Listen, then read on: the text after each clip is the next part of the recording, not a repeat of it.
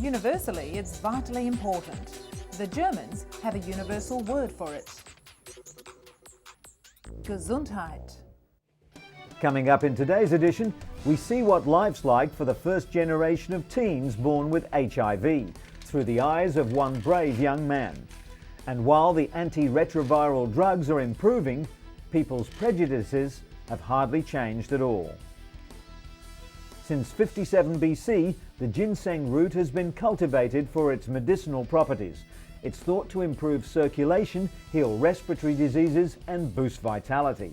Now, researchers at Seoul National University claim the root may even suppress cancer. In Russia, a summer camp has been turned into a center for the treatment of children with mental and physical disabilities. The camp, funded and run by a Moscow medical charity, uses animals in its unique rehabilitation program. And seeing the plaque that envelops the mind of Alzheimer's sufferers, a major breakthrough in diagnosing this ravaging illness. Patients are injected with a new chemical that seeks out the abnormal deposits in the brain.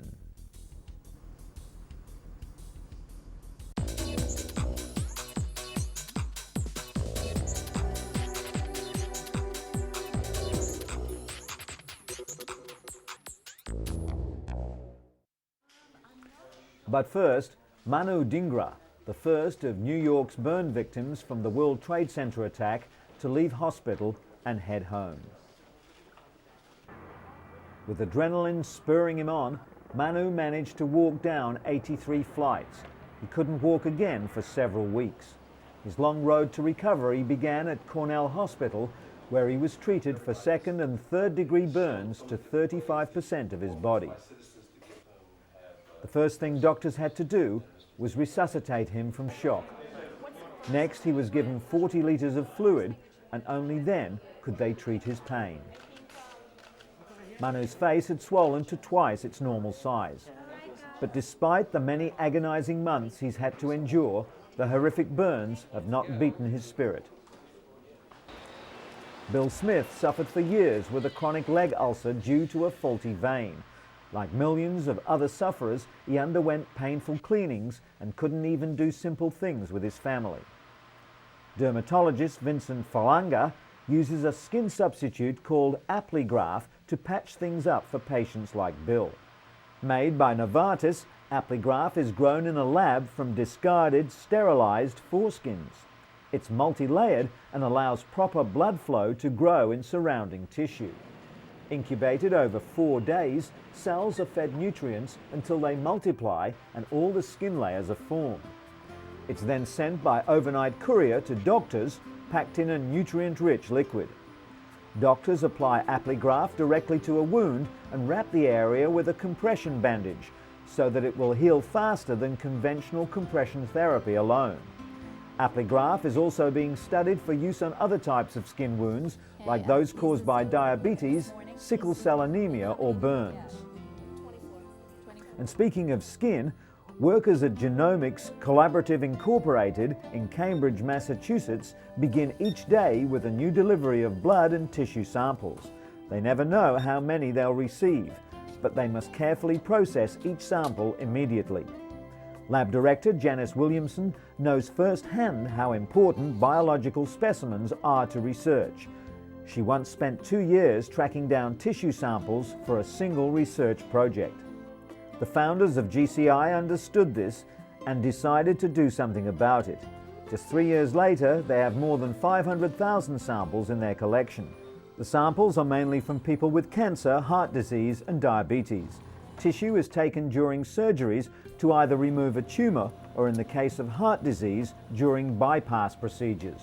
GCI has already begun using their own samples of DNA to search for genetic clues for common diseases. With hundreds of samples on each chip, they're helping others as well as themselves fund and potentially find future cures. And for the past 4 years, Diana Campuzano has been on the painful road to recovery. She was badly injured during a 1997 Jerusalem suicide bombing. She's seen here being treated moments after the bomb ripped open her face. We're so used to scenes like these that we rarely comprehend the scale of the trauma that victims must cope with after the attack. It's taken 8 painful surgeries to reconstruct bones, put pins in her skull, fix shattered eardrums, remove scar tissue, and even tattoo eyebrows back onto her face. Today, surgeons are trying to reduce scarring on Diana's forehead. There are some things that can't be fixed. The scarring from burns, her eyesight in one eye, and of course the emotional distress. The bombing has left Diana suffering post-traumatic stress disorder, crippling anxiety and flashbacks. Her faith has been tested to the extreme, but ultimately it has seen her through the tough times. According to Diana, despite it all, she's grateful to be alive.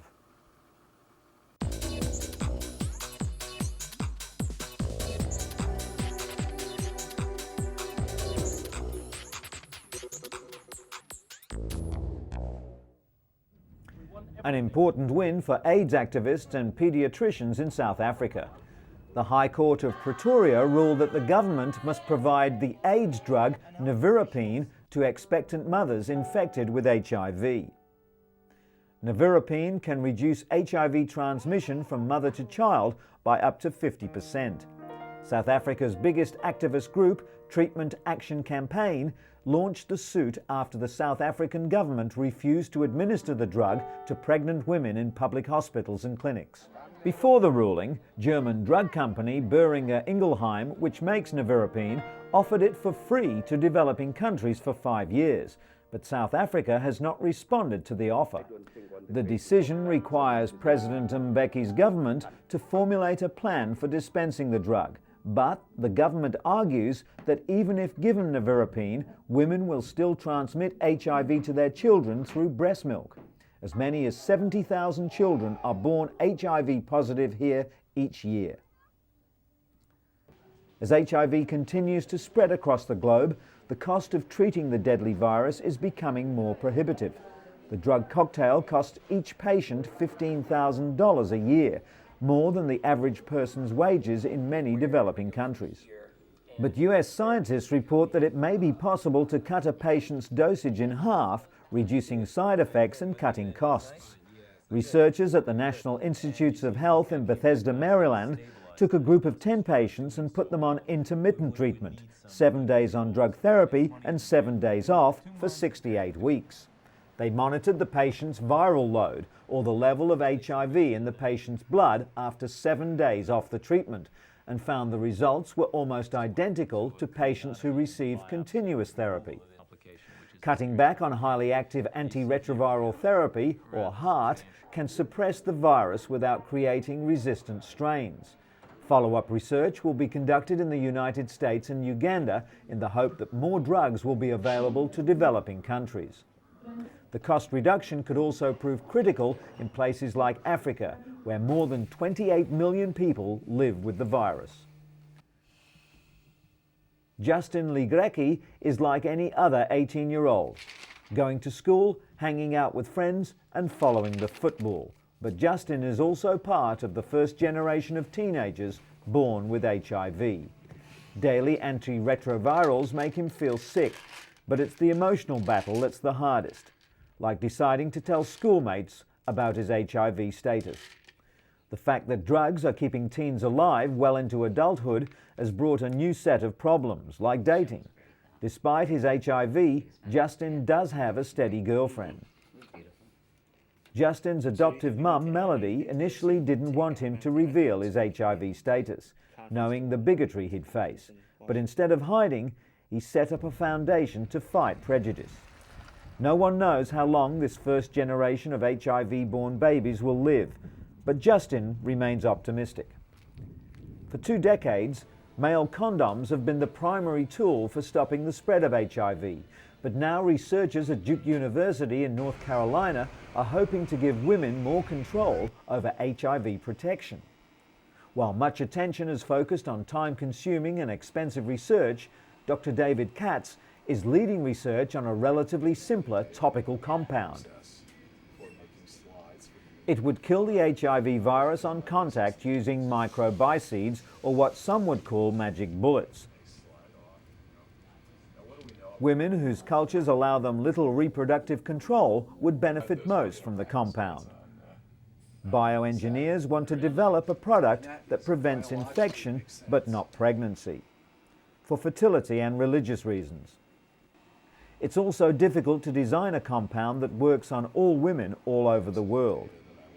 While research is still in early stages, Dr. Katz anticipates developing an HIV-killing cream, gel or foam that would one day be available over the counter.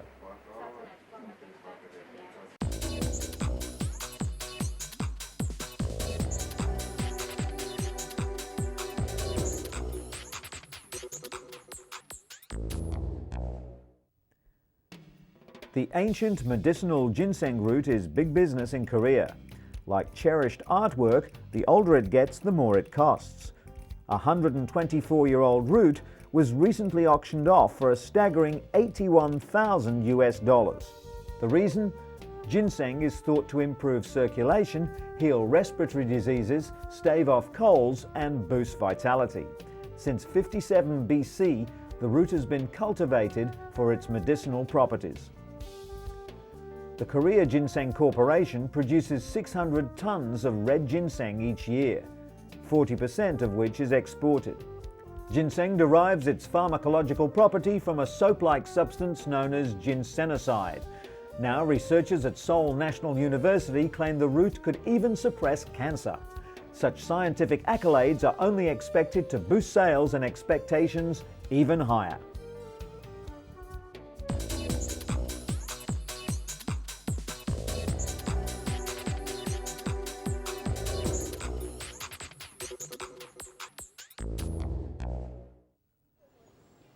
The Balabanovo summer camp, 100 kilometers west from Moscow, looks like thousands of other similar recreational sites where Russians with modest family incomes choose to send their children for summer holidays. But in a certain way, Balabanovo camp is unique. The children who come to spend summer here are afflicted with various physical and mental disabilities such as cerebral palsy, autism, birth defects, and mental disabilities. The camp is the summer base for a rehabilitation program called The Sunny World, developed by a group of Russian therapists and psychologists. The program involves a set of activities aimed at restoring children's physical and mental abilities, with therapeutic horse riding being the major element. Therapeutic riding is the combination of physical therapy and equestrian techniques designed to build strength, coordination, and most importantly, self-esteem. The disabled children come to the camp with their families. Creating a familiar, friendly environment is one of the major elements of the program. The disabled kids interact with other children, with parents and instructors. They feel safe and happy and are willing to develop new skills and abilities. Katya, one of the children at the camp, developed cerebral palsy after a near-drowning accident when she was just over a year old. Soon, it became clear that she wouldn't be able to walk or talk, and her condition worsened. Her parents tried various medical options and treatments, but none had any effect. But now, at the age of 14, just 2 years after joining the program, Katya's progress is evident. She can walk with some help. She tries talking and even started to learn a foreign language. Anton, her teacher, has been wheelchair-bound all his life. Until joining the Sunny World program, he saw no light at the end of the tunnel and was suffering from severe bouts of depression. Now he's about to become a professional English teacher. Horse riding and animal therapy are not new. Similar methods have been applied in countries with well-established facilities for the disabled. But in Russia, centers like the Sunny World may be the only hope for people with disabilities. About 200 children are currently attending the rehabilitation program. Despite the fact that summer camp forms an essential part of the program, only half of the children will make it to Balabanovo this year. Being a non-profit organization, the center can't afford to take all the children. In Russia, the disabled are still among the most deprived groups in society. They struggle to survive on minimal state social security, while the big cities rarely provide even the most basic facilities to care for their special needs. It's difficult to feel valued or appreciated in such a negative climate. Worst of all, parents live in fear that once they get too old or sick, their children will simply be institutionalized. That's why the program promotes maximum development, so these children can someday live independent lives.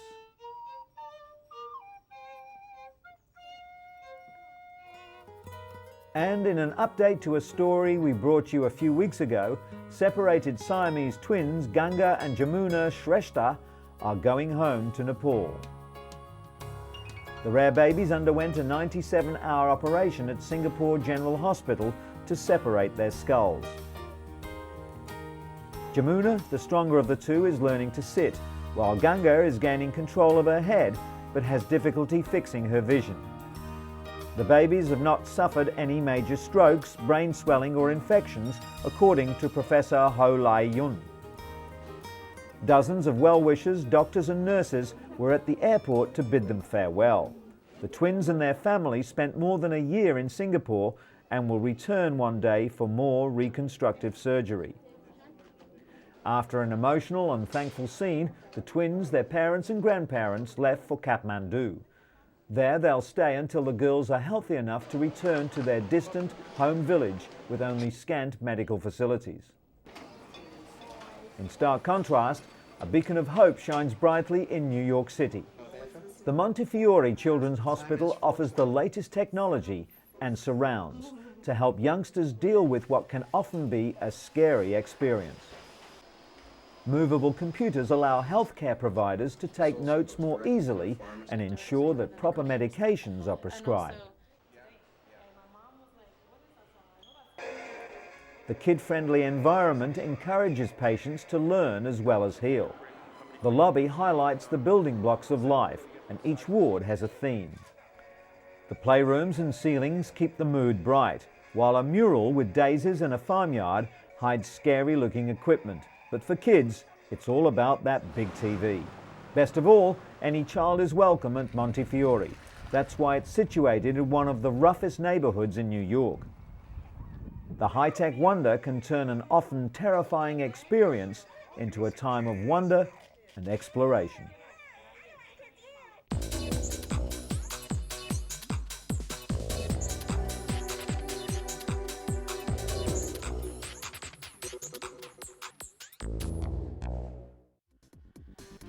Robert Schmidt is one of an estimated 500,000 Americans suffering from the neurodegenerative disorder Parkinson's disease. Researchers say the disorder is caused by a combination of factors, both environmental and genetic. But new research in the latest issue of the Journal of the American Medical Association suggests a link between Parkinson's disease and another neurodegenerative disorder, Alzheimer's, via a protein called tau.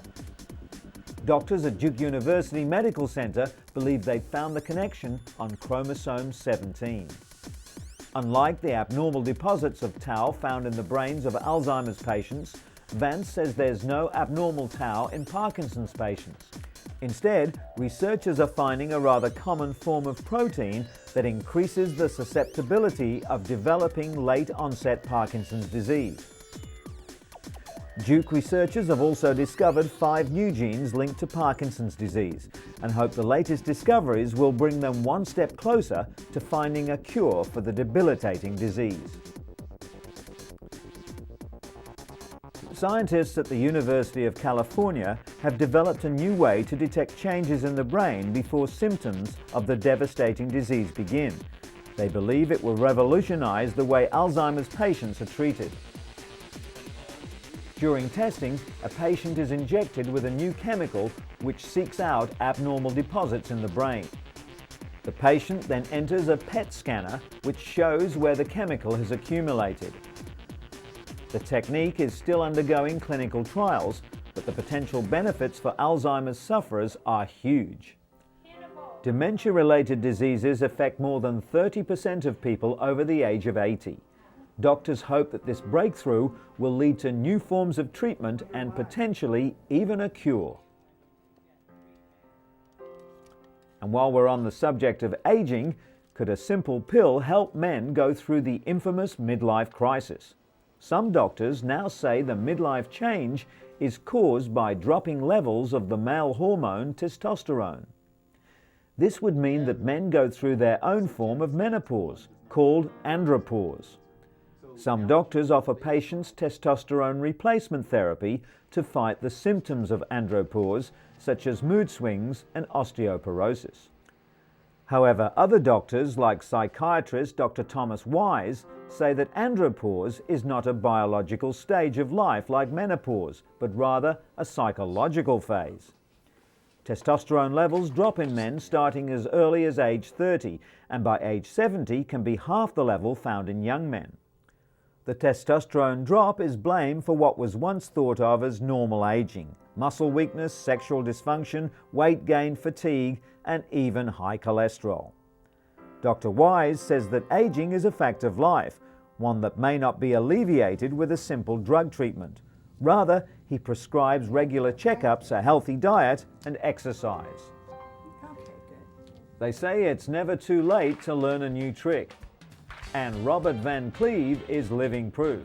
At 77, he's become a bona fide surfer. Web surfer, that is. Research has shown that isolation and consequently depression are high factors in elderly mortality rates.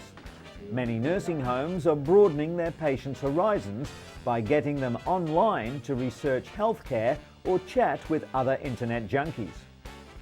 Special keyboards are easy to read and easy to use, building confidence and alleviating fears. Robert researched angiograms before he underwent one. He also surfs the net to learn more about his medications.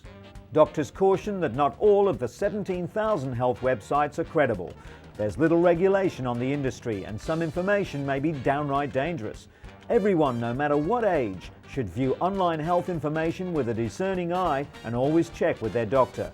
Today's seniors have seen a lot of change in their lifetimes, from radio to the internet. Going online is just the latest way they can stay engaged without leaving home.